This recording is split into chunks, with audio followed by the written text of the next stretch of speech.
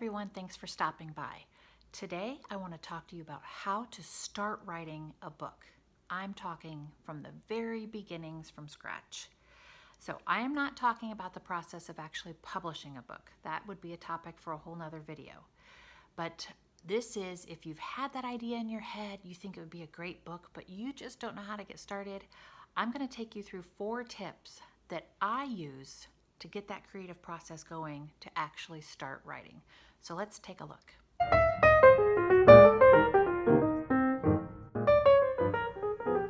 Okay, so I use these 4 tips, they happened organically for me as I wrote my 2 books that I now have published, and I'm currently working on my 3rd book, which is the sequel to this one right here.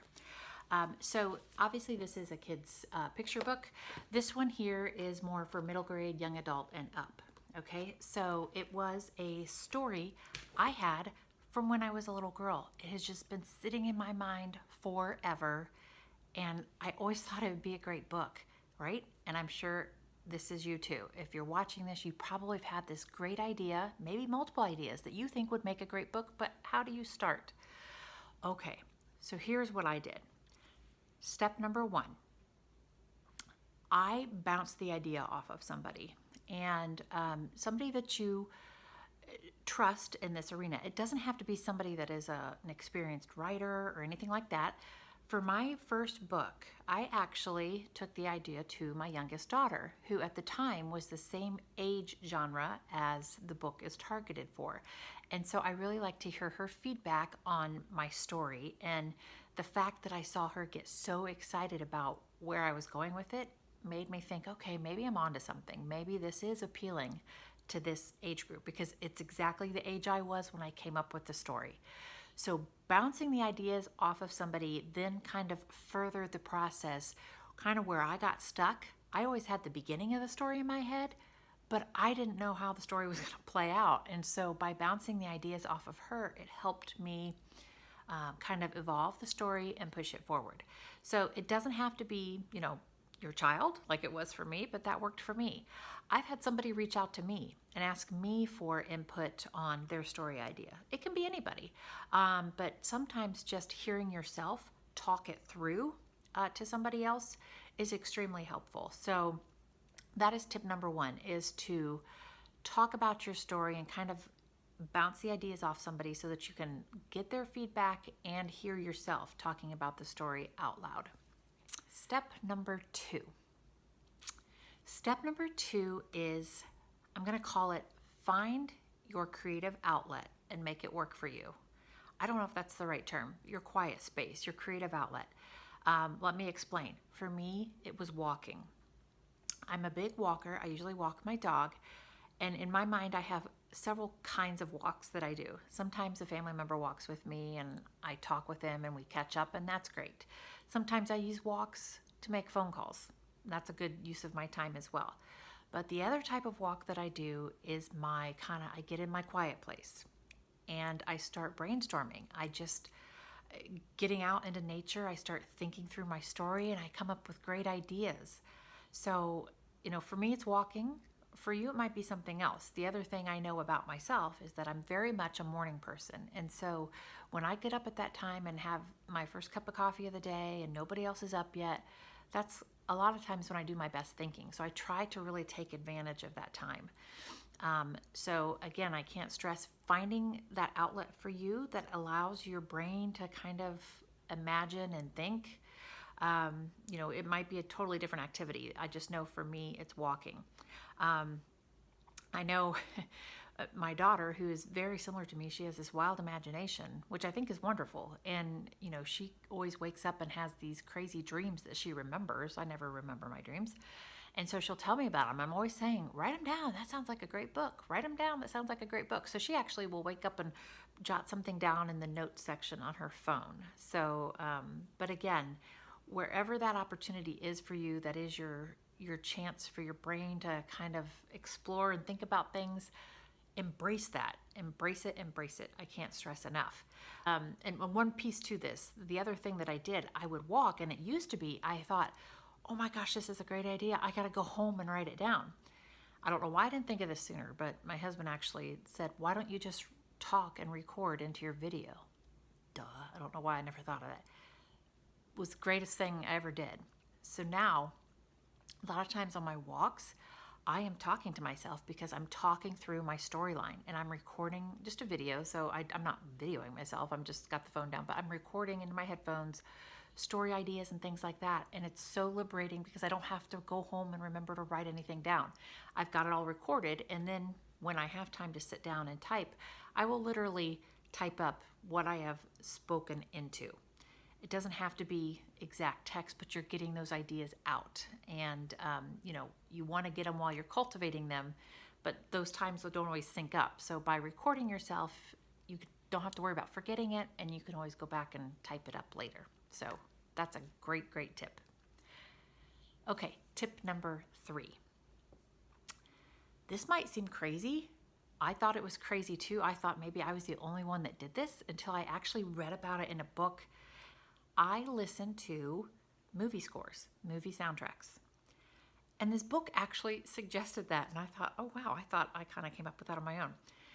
I think it's because it puts you in that emotional feeling, emotional context of taking you through, maybe a great movie that you've seen, and it gets you going. It works wonders. I can't say enough. I can be out walking and I just, if I want to be brainstorming about a book, but I'm just not feeling it, man, you put on Harry Potter, all of a sudden my mind starts thinking about stuff and I think about the characters in my books. And then I'm ready to either talk into my, recording and save the idea for later, or I will listen to it as I'm typing. And it's just great at kind of spurring that creativity. I don't know what it is. It's kind of weirdly effective. I don't know. So give it a try. And finally, tip number 4. This one seems really basic, but right. This is probably the most challenging part, right? It's so easy for everybody to dream up all these great ideas. And if you can make that next step from that is a great idea to actually start writing, then you're onto something. So let me just give you what I did. I am not saying I'm an expert by any stretch, but this is how I wrote my first book, and this really worked for me. For one, I had 2 documents. I had one that was the literal manuscript that I was writing. And I have since learned from publishing, I am keeping that manuscript very much separate. It is what's going to be the final product. So I try not to do too much cutting, pasting, note-taking, anything like that on it. I try to keep it just strictly manuscript and kind of pay attention to some formatting early on. I learned that the hard way because there's so much formatting that goes into it. So I have a separate document that I open up that I call like my book notes. And it's just anything and everything. It's my brain dump. It's my brain dump for the book, but then I have the clean manuscript where I actually start typing the book. But in the book notes, I could have pictures because in my first book, I had a lot of it was a real location from my childhood. And there's some historical references and things. And so I had pictures in there to help me with my descriptions. But it was from my childhood memories. And then I had character descriptions, any notes I had on where I wanted the book to go, maybe a chapter suggestion or thought. I just put all in that notes. So I know, and that's where I would go do my typing brain dump from my recordings. That's where I put everything. And then that's what I would then reference as I typed. So that's the first thing I did. 2 separate documents, 1 notes, 1 actual manuscript. Now this is where people do all sorts of different things. Some people have a kind of a graph outline of a book. You can certainly do that. I just did it in that separate notes document. I would kind of highlight where I thought each chapter would go. But in all honesty, I did not know where the story was going. I've always had the beginning of the book in my mind, but how it played out, I really didn't know. And so what happened for me is I would write a chapter, and because I was so engrossed in that chapter, the next time I went for a walk, I really got I was in the book, if you know what I mean. And so I would just kind of play out what I thought would happen next, and I wrote the next chapter. I would write it from conversations, everything, every detail of the chapter. I wrote chapter by chapter. I didn't kind of do big picture, scale out chapters. Not how I did it for that book. Not saying that doesn't work, because I think a lot of people do it that way. But it's how it worked for me, because I had just the beginning of the book so outlined that's how it worked. And the other thing that was motivating for me was word count. And I don't know if this is a motivation for some people or not, But after doing some research, I knew for me, in my middle grade genre book, my target was to have between 72,000 and 80,000 words. That was kind of the sweet spot for me. But even knowing that, I didn't want to compromise. Like if my book was done at 70,000, I didn't want to just add some fluff just to get it to 72,000. And likewise, if it ended up being 90,000, I wasn't going to trim out a bunch if I felt it was necessary. But I just in my mind had that range. Well, knowing that, and once I got writing, I got to like the 10,000 mark and I'm like, oh my gosh, I have actually got something of substance. And then it was like kind of contagious. By the time I got to 30,000, 40,000 words, I'm like, oh my God, I'm doing this. I'm really doing this. Like I have a legit book. So that was motivating for me. I don't know why, because I think it's like one of those bucket list things. I wasn't sure I could do it and I did it. And so the more the words counted up, and because in all honesty, I have a full-time job. I am a full-time mom. I don't have tons of time. I don't spend 6 hours a day writing. And so, frankly, if I could get 1,000 words out one day, I was pretty happy with that. And it's not that hard if you really sit and focus. So there'd be times where I'd crank out quite a bit, but I felt accomplishment 1,000 words at a time. It just worked for me. Okay, so that's it. That's my tips on how to actually get started writing. And I know the key is to get started. You've got great ideas, and I'm sure it's going to be a great book. So cultivate those things, cultivate your imagination, and then get to it. Start writing. And once you start writing, I think you'll find that it's motivating. You get a little bit done, a little bit more done, a little bit more done, and it'll happen. So best of luck to you with all your writing endeavors, and thanks so much for watching.